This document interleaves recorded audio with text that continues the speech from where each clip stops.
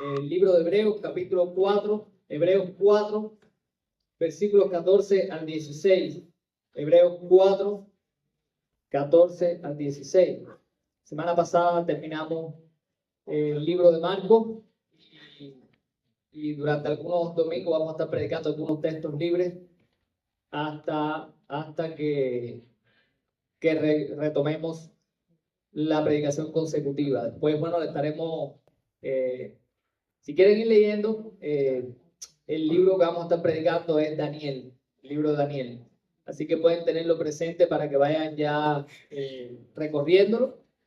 Pero durante 2 o 3 domingos vamos a estar predicando algunos textos libres, pensando también animar a la iglesia en estos momentos que estamos también. Aunque el libro de Daniel tiene mucho que decirnos sobre eso, pero queremos tener este tiempo así, ¿ok? Hebreos 4, 14, 16, ¿estamos ahí? Dice la palabra del Señor. Por tanto, teniendo un gran sumo sacerdote que traspasó los cielos, Jesús, el Hijo de Dios, retengamos nuestra profesión. Porque no tenemos un sumo sacerdote que no pueda compadecerse de nuestras debilidades, sino uno que fue tentado en todo según nuestra semejanza, pero sin pecado. Acerquémonos, pues, confiadamente al trono de la gracia, para alcanzar misericordia y hallar gracia para el oportuno socorro. Amén. Buen Dios, gracias por tu palabra, Señor, y te suplicamos que tú nos hables, Padre, que tu Espíritu obre en nuestros corazones para comprender tu palabra y que mueva nuestra voluntad también a la obediencia, capacitándonos también para poder hacer aquello que por nosotros mismos no podemos. En el nombre de Jesús. Amén. Hay un proverbio que ustedes conocen, un proverbio bíblico, que está en Proverbios 30, versículos 8 y 9, donde el autor dice, pide al Señor que no le dé ni mucho, ni le dé poco.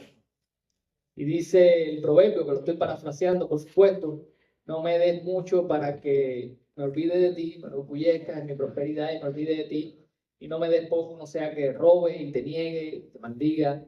Y lo que este proverbio resalta es la realidad de que tanto en la abundancia como en las necesidades, esos momentos extremos pueden llevar a un creyente a desviarse del camino, pueden llevar a un creyente a desconfiar, a debilitarse en su fe.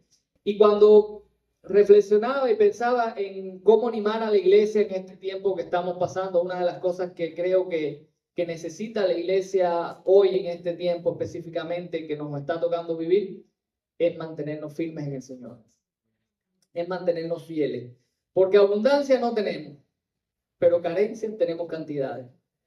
Y lo que preocupa hoy a la mayoría de los cubanos, a la mayoría de los creyentes en Cuba, es cómo van a ser los días que vienen, cómo serán los meses que vienen. Hay mucha incertidumbre en cada cubano, hay mucha incertidumbre en el pueblo de Dios. Y esa incertidumbre y esas aflicciones y esas carencias que normalmente ya vienen y están llegando, pueden debilitar nuestra vida, pueden debilitarnos en nuestro andar con el Señor. Y en ese sentido, este texto tiene o es de mucho aliento para nuestras vidas, porque en este pasaje nosotros tenemos una enseñanza, un principio que creo nos puede sostener en estos tiempos que estamos viviendo. Y es el siguiente, y quiero que lo tomes muy personal para ti. En tu debilidad, Dios te sostiene. En tu debilidad, Dios te sostiene. Eso es algo que nosotros tenemos que atesorar, eso es algo que nosotros tenemos que creer, eso es algo que nosotros tenemos que vivir. Y ya nuestro hermano Eddie nos hizo un recorrido por el libro de Hebreos. Como no es el libro que estamos predicando, me gustaría, antes de entrar en el texto, quizás darle un detallito además en cuanto al propósito de Hebreos. Hebreos es un libro que se escribe para alentar y también para reprender a creyentes que estaban siendo tentados a apostatar, a abandonar su fe. En el caso de Hebreos es porque eran creyentes que querían volver al judaísmo otra vez. Por eso el libro de Hebreos exalta tanto el cristianismo, exalta tanto la persona de Cristo y nos muestra cómo Cristo es superior a todas estas cosas, a todas estas prácticas que los judíos tenían, para de alguna manera llamar a estos creyentes a decirle: ustedes son inmensamente ricos en Cristo, no deberían pensar en volver atrás. Pero igualmente el principio o las enseñanzas y sobre todo lo que vemos en estos versículos son particularmente importantes, valiosos y necesarios para cualquier creyente que en cualquier momento o circunstancia de su vida se esté sintiendo tentado a apostatar de su fe. Se esté sintiendo tentado a echar a un lado su fe, a echar a un lado su confianza, a menguar en su dependencia del Señor. En esos momentos, entonces, tú y yo tenemos que recordar que es en nuestra debilidad donde Dios nos sostiene. Y este texto está escrito a la luz de dos mandatos. El primero está en el versículo 14 al 15 y es el mandato a retener nuestra profesión.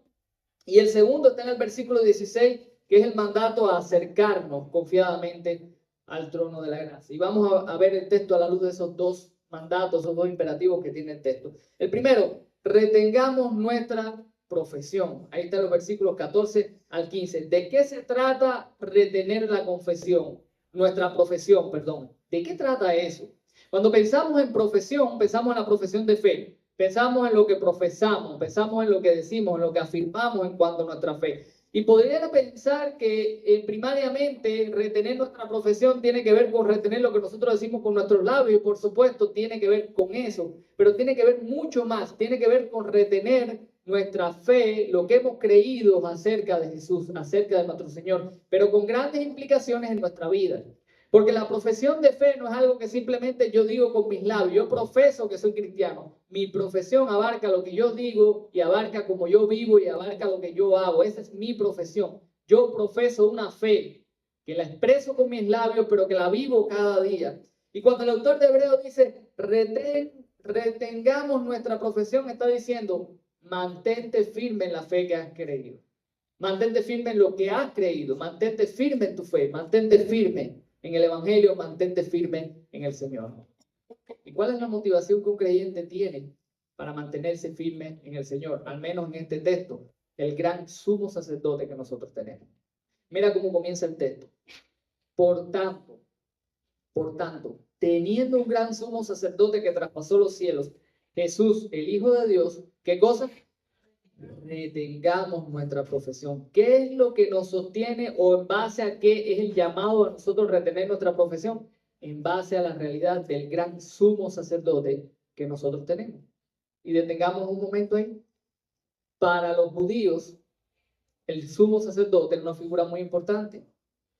Este era el hombre que año tras año iba a la presencia de Dios, año tras año iba al lugar santísimo a ofrecer el sacrificio por el pecado, por todos los pecados del pueblo. Año tras año este hombre era el encargado de mediar entre Dios y los hombres. Él mediaba entre los hombres y Dios y entre Dios y los hombres. Era el puente entre ellos y Dios. Ellos no se acercaban o no podían acercarse directamente a Dios.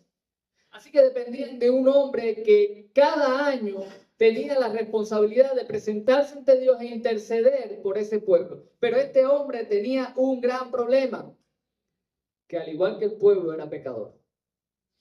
Y cuando usted lee las Escrituras y ve lo que enseña acerca del sumo sacerdote, lo primero que tenía que hacer el sumo sacerdote, ¿qué cosa era?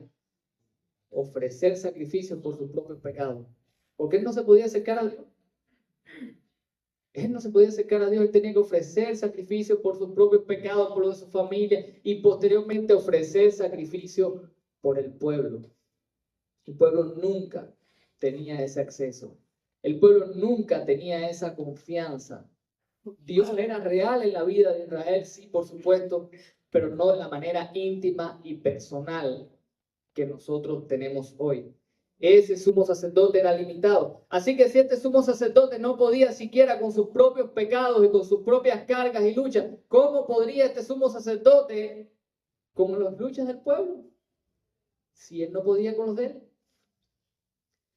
En eso consiste la grandeza de nuestro sumo sacerdote. En eso consiste la grandeza de Jesús. Jesús es nuestro sumo sacerdote. Y dice el autor de Hebreo, teniendo este sumo sacerdote que traspasó los cielos, a diferencia del sacerdote terrenal, Jesús está en la presencia del Padre, ha traspasado los cielos, como dice Romanos 8:34, Él está a la diestra del Padre y allí ¿qué hace? Intercede por nosotros.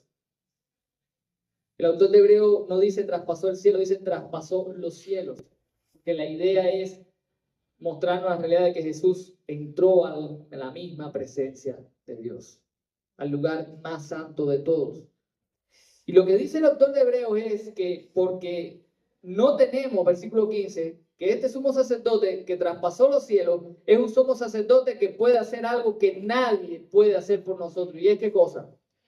Compadecerse de nuestras debilidades. Y usted dirá ahora, pastor, pero es que los sumos sacerdotes en el Antiguo Testamento no tenían compasión, no se compadecían. Tenemos que entender que aquí compasión no es algo pasivo. No es algo como él siente compasión. Ay, me compadezco de lo que está pasando, como algo, como un sentimiento, como una emoción. Compasión aquí tiene que ver con hacer algo al respecto. La idea de compasión que está transmitiéndonos el autor de Hebreo es que Jesús puede hacer algo para que tú puedas retener tu profesión de fe. Él puede socorrerte, Él puede ayudarte en medio de tu debilidad. Y ya el autor de Hebreos había hablado de eso en el capítulo 2, versículos 17 y 18. Mira cómo él lo dice. Hablando de Jesús, dice, por lo cual debía ser en todo semejante a sus hermanos para venir a ser misericordioso y fiel sumo sacerdote en lo que a Dios se refiere, para expiar los pecados del pueblo. Pues en cuanto él mismo padeció siendo tentado, es poderoso ¿para qué cosa? Para socorrer a los que son tentados. Entonces lo que el autor de Hebreo está diciendo es, tienes un sumo sacerdote que puede hacer algo que otros no podían hacer. Él lo contrasta con el sacerdote antiguo. No tenemos uno que no pueda, tenemos uno que sí puede. ¿Por qué sí puede? ¿Por qué los otros no y Jesús sí? Porque Jesús fue tentado en todo, pero no pecó. Y por eso aquellos a veces personas que entienden esto como una simple emoción de compasión dicen, pero ¿cómo Jesús puede compadecerse de mí si él no sabe lo que es caer? Él no sabe lo que es tropezarse. Él no sabe lo que es sufrir después de haber fallado al Señor, porque él nunca falló al Señor. Es que la idea no es esa.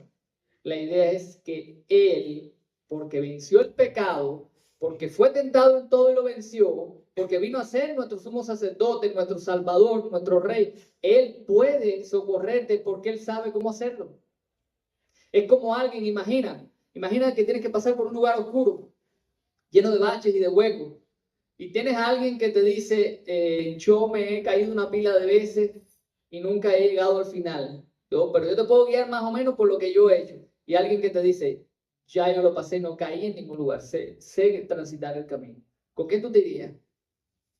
Con el que nunca ha caído, con el que sabe transitar el camino. Y ese es Jesús. Él es el único que puede socorrernos en nuestra debilidad. Y lo bello de este texto es que el autor de Hebreo le está diciendo a los lectores, Él está presto para eso. Él puede, Él desea. Es su deseo socorrernos en nuestra debilidad. ¿Saben? Hace algún tiempo escuché de una persona, tía de un amigo mío, que lo único que comía esta persona era arroz con pastillitas. Usted dirá, pobrecita la señora mayor, pobrecita, que no tenía recursos. No, es millonaria. Si vive todavía, es millonaria. Vive en Estados Unidos, tiene mucho, mucho dinero, pero no disfruta nada de lo que tiene. Vive como una mendiga.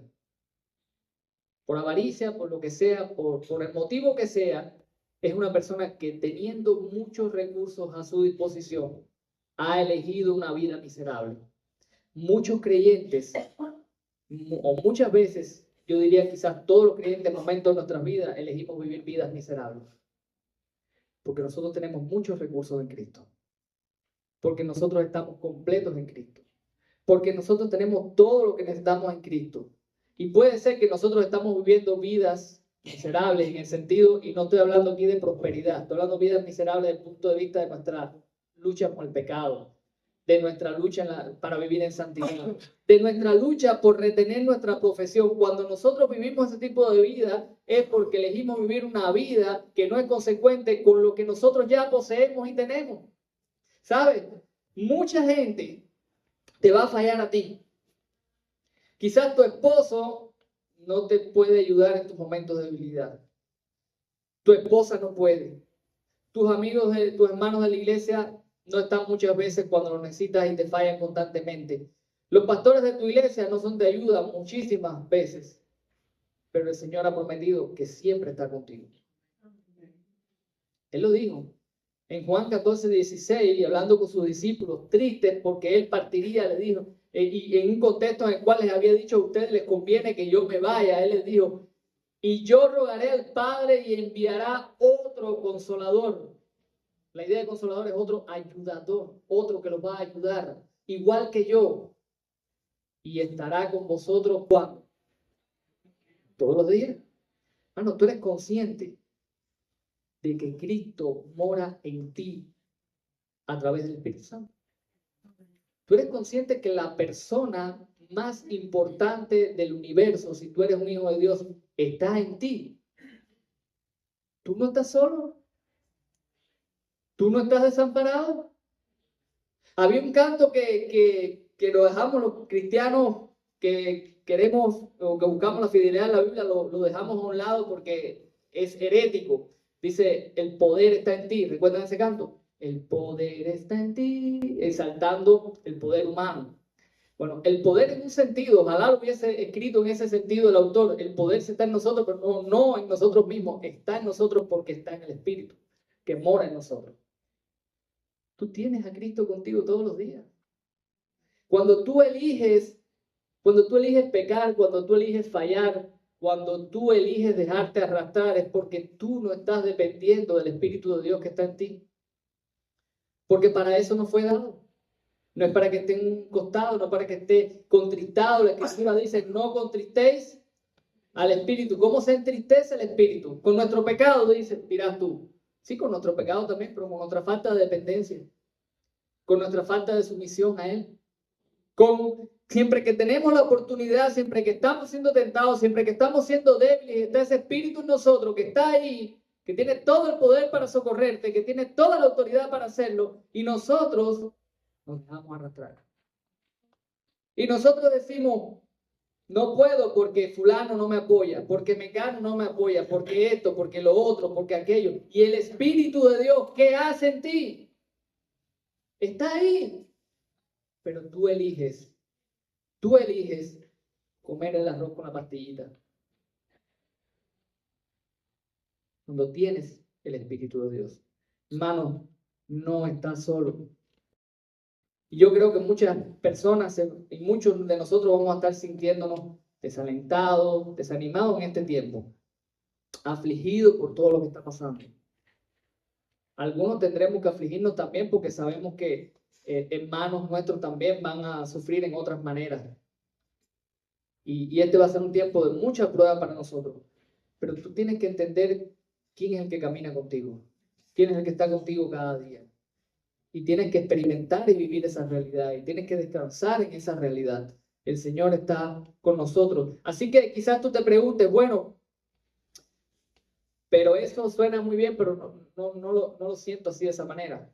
El Señor está conmigo, pero ¿cómo yo vivo esa realidad en mi vida? ¿Cómo yo experimento esa dependencia? Él está ahí. Él es el que me puede ayudar, dice el texto. Puede compadecerse, pero ¿cómo yo experimento esa ayuda en mi momento de debilidad? ¿Cómo experimento yo esa ayuda cuando estoy sintiendo que no puedo más, cuando estoy sintiendo que me estoy deslizando, cuando estoy sintiendo que estoy descuidando mi vida?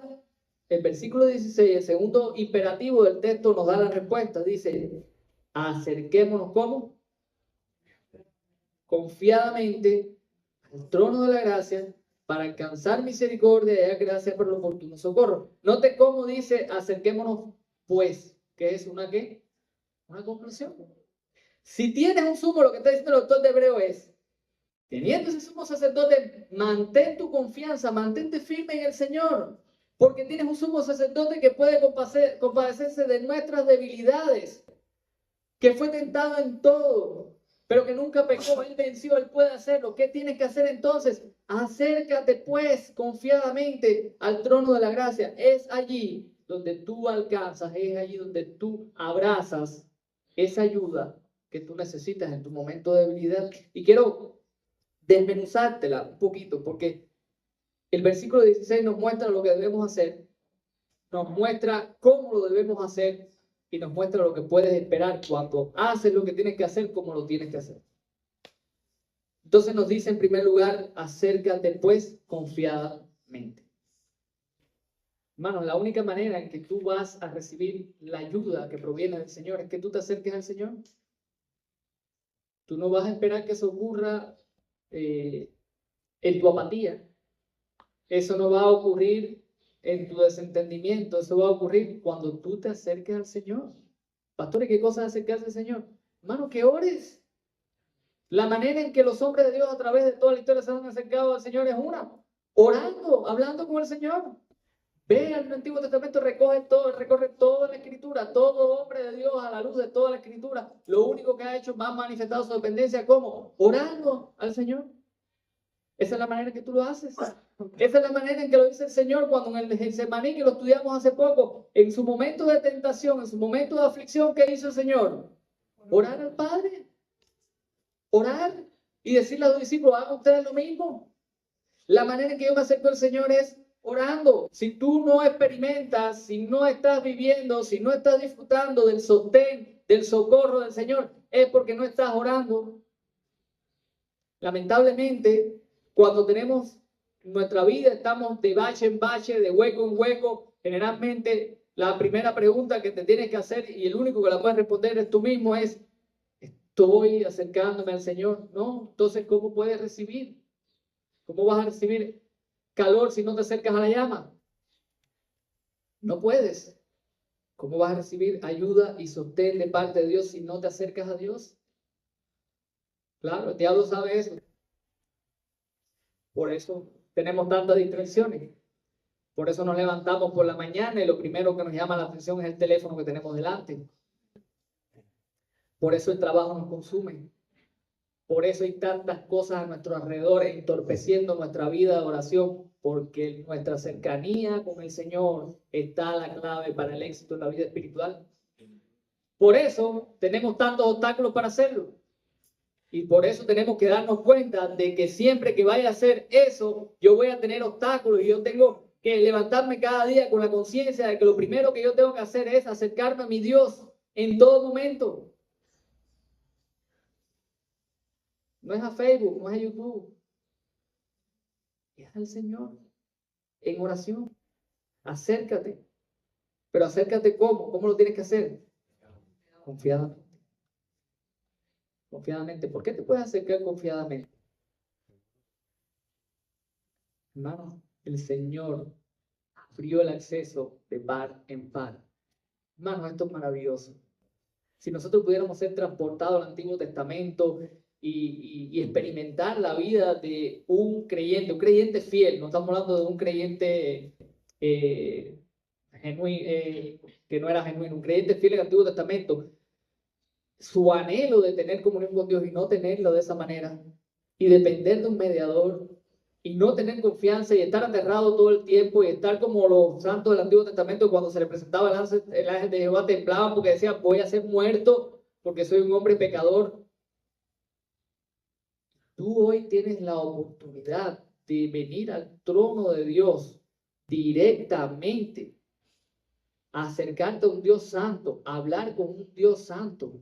Hermano, gente paga por hablar con personas importantes. Gente anhela hablar con personas importantes. Personas lloran por hablar con personas que ellos consideran importantes. Y tú tienes el privilegio de hablar en cualquier momento del día con la persona más importante. Y tú lo desaprovechas. Lo desaprovechamos. Es un privilegio, hermano. Confianza. Jesús abrió el camino. A través de su muerte nos hizo aceptos delante de Dios para yo poder estar delante de un Dios santo. Él cargó mi pecado, mi maldad, para que Dios no me vea de la misma manera. Es con confianza. Por eso a veces también le decimos a los que son incrédulos y no han confiado en Jesús y dicen, sí, pero es que yo oro todos los días. No sé, perdona, pero a Dios no puede ser. Porque para orar al Padre hay que hacerlo, para venir al trono de la gracia hay que venir con confianza. Y para venir con confianza tienes que haber creído en Cristo como Señor y Salvador, porque de lo contrario no puedes venir. Porque la Escritura dice que las oraciones que Dios escucha y las que es para responder son las que sean en el nombre de ¿quién? de Cristo. Y eso no significa decir después de cada oración en el nombre de Cristo, amén. Significa que yo he creído y he confiado que el sacrificio de Cristo es suficiente y he abierto mi camino, mis pecados son perdonados y en su nombre yo puedo decir, Padre, yo puedo venir delante de ti porque Cristo murió por mis pecados. Yo he confiado en eso, lo he creído, me he arrepentido y por eso puedo venir. Eso es venir en el nombre de Cristo. Así que lo siento mucho, pero si no has creído en Cristo, tus oraciones no son escuchadas por el Padre. Y te engañaría si te dijera, ora a Dios, que Él te va a escuchar. No, porque Él te escucha en virtud de su Hijo. Lo que tengo que decirte es, confía en el Hijo, cree en el Hijo y serás escuchado por el Padre. Con confianza. Para un hijo de Dios esto implica que cuando me acerco, yo me acerco no solamente con la tranquilidad de que no voy a ser consumido por un Dios santo, sino con la seguridad de que lo que le voy a decir a Él le importa, Él lo escucha y que Él está dispuesto a responder. Porque lo que este texto me está dejando ver es que Jesús está por nosotros y que Él puede socorrernos y nos está desafiando y nos está llamando, hazlo, acércatelo y hazlo con confianza. Quizás otras cosas nosotros pedimos en la vida y podemos tener la seguridad de que Dios nos las va a responder, porque como dice la Escritura también, pedimos para nuestros deleites. Pero pedir por fortaleza en momentos de debilidad, pedir para mantenernos fieles, orar para que Dios nos sostenga, para no ser arrastrados por el pecado, para vivir para la gloria de Dios, es una oración que el Padre siempre va a responder. Porque es lo que el texto nos está llamando a hacer. Si lo haces así, si tú te acercas confiadamente al trono de la gracia, el texto dice que vas a alcanzar misericordia y hallar gracia para el oportuno socorro. Misericordia. Dios no te va a dar lo que mereces. Lo que mereces, lo que merecemos, Dios no lo va a dar. Dios nos va a dar gracia. Nos va a derramar de su bondad, de sus recursos, para que en el momento oportuno tú recibas el socorro. Para que tú seas sostenido, para que tú te mantengas fiel. John MacArthur dijo, cada momento difícil de nuestra vida, cada enfermedad, afrenta, necesidad, persecución, angustia, es una oportunidad para que Dios manifieste su gracia suficiente. Cada momento de debilidad es una oportunidad para que Cristo muestre su poder. Y lo que MacArthur está diciendo no es otra cosa que lo que recientemente nosotros leímos en 2 Corintios 12. No lo voy a leer completo, pero sí desde el versículo 7.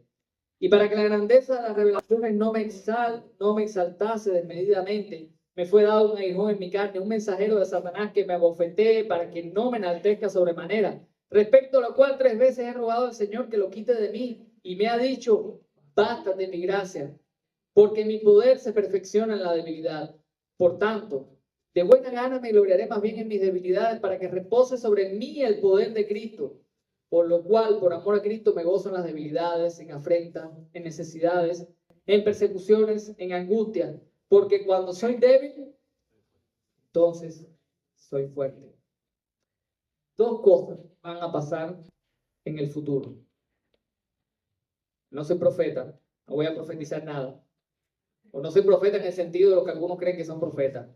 Pero sé que van a pasar 2 cosas. Si el camino sigue por donde va, van a pasar 2 cosas. La miseria y la necesidad que le espera a cada cubano en este país es mucho. Si van por donde van, sabemos que es así. Vamos a pasar trabajo. Pero en medio de ese trabajo hay 2 cosas que pueden pasar. Una, que tú permitas que las circunstancias te echen por tierra, destruyan tu vida, te amarguen, te agobien.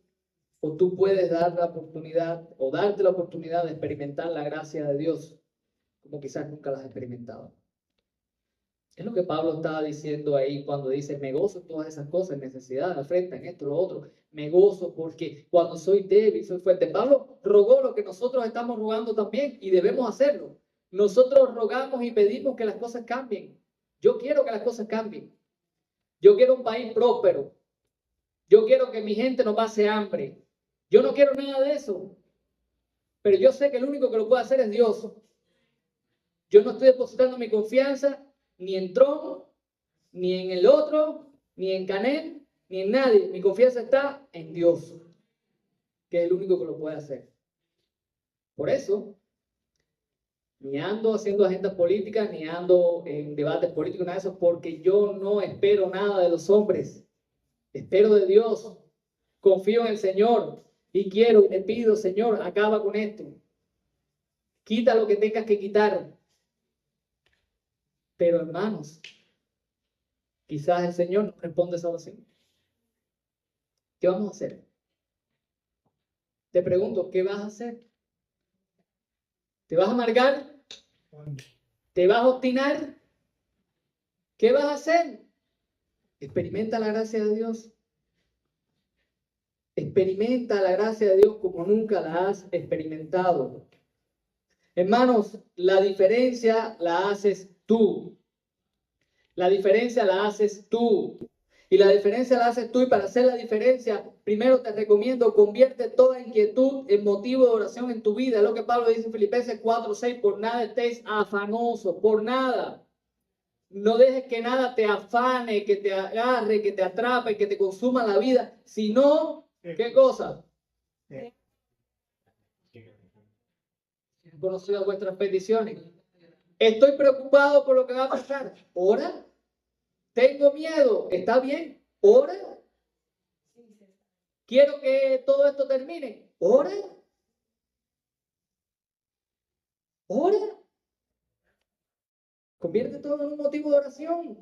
Lleva toda inquietud al trono de la gracia. Acércate a Dios. Aprovecha cada oportunidad para acercarte a Dios. Recuerda, segundo, recuerda que nuestra esperanza viene del Señor. Salmo 121, alzaré mis ojos a los montes, ¿de dónde vendrá mi confianza? Viene del Señor. Cuando el salmista dice, alzaré mis ojos a los montes, está alzando sus ojos al lugar de donde muchas personas esperaban su confianza. En los montes altos se ponían los ídolos. Y es como que el salmista está diciendo, alzo mis ojos a los montes. ¿De dónde vendrá? ¿De ahí? No. Viene del Señor que hizo los cielos y la tierra.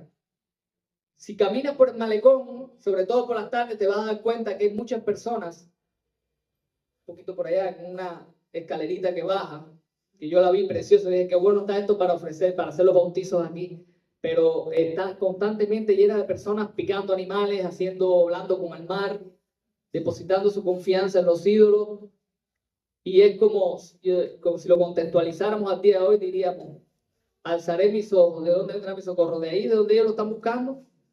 No. Mi socorro viene del Señor. ¿Qué hizo? Los cielos y la tierra. El socorro de nosotros viene del Señor, hermano. Gloríate en tu debilidad. Gloríate en tu debilidad si tu debilidad te lleva a depender más de Cristo. Si tu debilidad te lleva a acercarte más a Cristo. Si tu debilidad te lleva a experimentar la gracia sustentadora de Cristo. Así que cuando nosotros decimos este texto y vemos este imperativo, retén tu profesión, reténla. Hermano, la única manera en que tú y yo podemos ser sostenidos, ayudados para retenernos, para mantener nuestra profesión en vez de nuestra debilidad, es por la gracia del Señor. El Señor te ayuda en tu debilidad. El Señor te ayuda. Si yo creo lo que dice la Escritura, yo tengo que afirmar esto y tengo que vivirlo. Si yo no estoy siendo ayudado, no es porque el Señor ha fallado, es porque yo no me he acercado. Es porque yo no me he acercado. Concluyo. San Agustín dijo, da lo que mandas y mandas lo que quieras. Una frase que ha sido muy controvertida a lo largo del tiempo. Porque lo que San Agustín está diciendo, Señor, cualquier cosa, vamos a tratar de interpretar la mente de San Agustín, aunque probablemente nos equivoquemos. Pero lo que se entiende por la frase es, si tú me pides algo, dame lo que tú me estás pidiendo. Me pides que ame, dame amor para amar, porque no lo tengo. Me pides que sea fuerte, dame fortaleza. Me pides que crea en ti, dame fe. No la tengo. Da lo que mandas y manda lo que quieras. Pensando en el texto de hoy, Dios nos manda a mantenernos firmes, pero ya Él dio lo que nosotros necesitamos.